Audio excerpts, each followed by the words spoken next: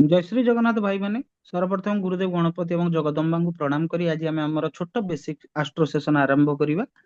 यही छोट basic astro session रे आमे गोटे छोट जिनिस डिस्कशन करवा ग्रह मानकर जात्याधिपति विचार को जाति को आमर को वर्ण को को ग्रह माने रूल करती से विषय आमे भलसे क्लियर हवा।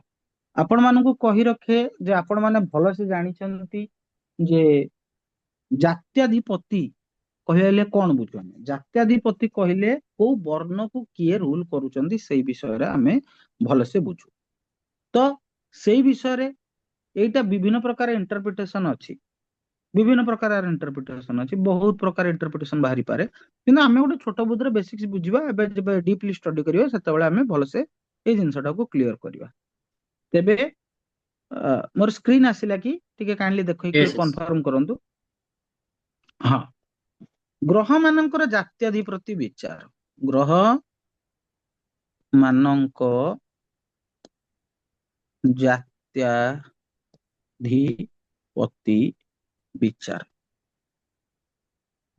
ଠିକ ଅଛି।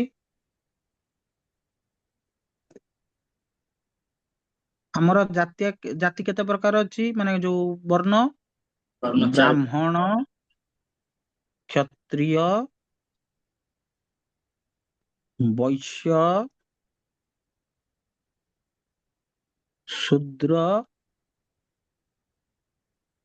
ଏଠି ମୁଁ ଆଉ ଦିଟା ଆଡ କରିବି ଅନ୍ତ୍ୟଜ ପ୍ରତିଲୋମଜ। ଏଟା ମୁଁ କଣ କହୁଛି ଆପଣ ମାନେ ଏଟା କ୍ଲିୟର ହେଇଯାଆନ୍ତୁ। ତ ବ୍ରାହ୍ମଣ ମାନଙ୍କର ଅଧିପତି କିଏ ନା ଗୁରୁଦେବ ବୃହସ୍ପତି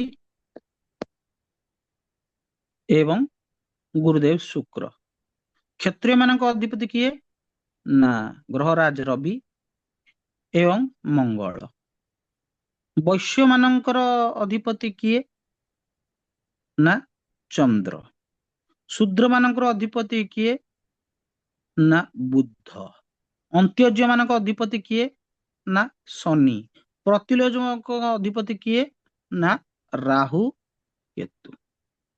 ଆପଣ ମାନେ ଏଇ ଯାଏଁ ବୁଝି ଯାଇଥିବେ ଆପଣ ମାନେ ଏଇ ଯାଏଁ ବୁଝି ଯାଇଥିବେ ବ୍ରାହ୍ମଣ କ୍ଷତ୍ରିୟ ବୈଶ୍ୟ ଶୂଦ୍ର ଯାଏଁ ବୁଝି ଯାଇଥିବେ। ହେଲେ ଏଇ ଅନ୍ତର୍ଯ୍ୟ ପ୍ରତିଲୋମଜ ଆପଣ ବୁଝି ନଥିବେ। କେହି କେହି ବି କୁହନ୍ତି ବୈଶ୍ୟ ମାନଙ୍କ ବୁଦ୍ଧ ବି ଏଇଠି ବି କେହି କେହି ମାନେ କୋଉ କୋଉ କେତେ ବହିରେ ଆପଣ ପାଇବେ ବୁଦ୍ଧ ବି ହଉଛନ୍ତି ଆ ଯୋଉ ବୈଶ୍ୟ ଜାତିର ପ୍ରତୀକ ବୋଲି। ଇଏ ବୃହସ୍ପତି ହଉଛନ୍ତି ଭଲ ବ୍ରାହ୍ମଣ ମାନଙ୍କ ପ୍ରତୀକ ଶୁକ୍ର ହଉଛନ୍ତି ତାଙ୍କଠୁ ଟିକେ ନ୍ୟୁନ ବ୍ରାହ୍ମଣଙ୍କ ପ୍ରତୀକ। ରବି ହଉଛନ୍ତି ଭଲ ଉତ୍ତମ ମାନର କ୍ଷତ୍ରିୟଙ୍କ ପ୍ରତୀକ ମଙ୍ଗଳ ହଉଛନ୍ତି ତାଠୁ ଟିକେ ନ୍ୟୁନ ମାନର କ୍ଷତ୍ରିୟଙ୍କ ପ୍ରତୀକ। କେହି କେହି କହନ୍ତି ଚନ୍ଦ୍ର ହଉଛନ୍ତି ଉତ୍ତମ ବୈଶ୍ୟଙ୍କ ପ୍ରତୀକ କେହି କେହି ବୁଦ୍ଧ ହଉଛନ୍ତି ଟିକେ ନ୍ୟୁନ ମାନର ବୈଶ୍ୟଙ୍କ ପ୍ରତୀକ। ତେଣୁ ଏ ବହୁତ ବହିରେ ବହୁତ ପ୍ରକାର ଅଛି ଆପଣଙ୍କୁ ମୁଁ ଜଷ୍ଟ ଗୋଟେ ଦଉଛି କାରକ ତତ୍ତ୍ୱ ହିସାବରେ। ଅନ୍ତ୍ୟଜ ମାନେ ଯଦି ବ୍ରାହ୍ମଣ ପୁଅ ବ୍ରାହ୍ମଣ କହିବା ନାଇଁ ଉଚ୍ଚ ଜାତିର ପୁଅ ଉଚ୍ଚ ଜାତି ପୁଅ ଯଦି ନିଚ ଜାତି ଝିଅକୁ ବାହା ହେଲା ତାହେଲେ ସେ ଯୋଉ ସନ୍ତାନଟା ଉପୁଜିବ ସେ କ୍ଲାନ ଆସିଯିବ ଅନ୍ତ୍ୟଜକୁ। ସେ ହେଲେ ଶନି ତାଙ୍କର ଅଧିପତି ହଉଛନ୍ତି ଶନି। କ୍ଲିୟର ନା ରାଜବାବୁ କ୍ଲିୟର ନା? ଯଦି ଉଚ୍ଚ ଜାତି ଝିଅ ନିଚ ଜାତି ପୁଅକୁ ବାହା ହେଲା ତାହେଲେ ତାଙ୍କଠୁ ଯୋଉ ସନ୍ତାନ ମାନେ ଆସନ୍ତି ମନୁ ସଂହିତା କହେ ସେମାନେ ହଉଛନ୍ତି ବାହ୍ୟ ଜାତି ମାନେ ତାଙ୍କର କିଛି ଆଉ ଜାତି ରହିଲା ନାହିଁ ତାଙ୍କୁ ମନ୍ଦିରକୁ ପ୍ରବେଶ ନିଷେଧ ଏବଂ ସେମାନଙ୍କୁ କୁହାଯାଏ ପ୍ରତିଲୋମଜ ସନ୍ତାନ। ତାଙ୍କର କାରକ ତତ୍ତ୍ୱ ହଉଛନ୍ତି ରାହୁ ଆଉ କେତୁ।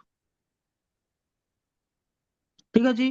ତେବେ ଆଜିର ସେସନରେ ଆମେ ଜାଣିଲେ ଗ୍ରହ ମାନଙ୍କର ଜାତ୍ୟାଧିପତି ବିଚାର। ଏଇଟା ଛୋଟ ସେସନଟିଏ ଆଗକୁ ଯାଇକି ୟାର କଣ ଇମ୍ପ୍ଲିମେଣ୍ଟେସନ ଅଛି ସେଟା ବି ମୁଁ ଆପଣ ମାନଙ୍କୁ ବୁଝେଇବି। ତେବେ ଆଜିର ସେସନ ପାଇଁ ଏତିକି।